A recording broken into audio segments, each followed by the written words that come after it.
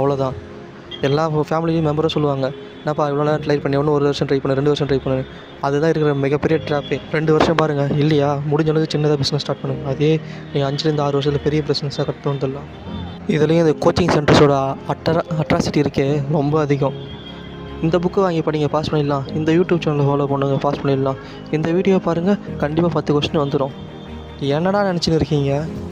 ஒரு வருஷம் ஒரு புக்கை பப்ளிஷ் பண்ணுவார், அடுத்த வருஷம் இது நியூ எடிஷன், இது வாங்கி படிங்க அப்படின்னு சொல்லுவான்.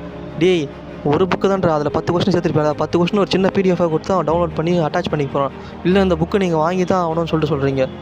ஏன்டா அது மாதிரி பண்ணுறீங்க? உங்களுக்கு சம்பாதிக்கணும்னு நிறைய வழி இருக்குடா.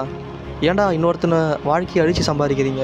இதில் ஒன்றும் டெஸ்ட் சீரிஸ், இந்த டெஸ்ட் சீரிஸ் ஜாயின் பண்ணுறங்க, பாஸ் பண்ணிடலாம். ஆனால் அந்த டெஸ்ட் சீரிஸ் என்ன இருக்கும், போன வருஷம் நடந்த கொஸ்டின் பேப்பரே அப்படியே மறுபடியும் நம்மளுக்கு கொடுப்பாங்க.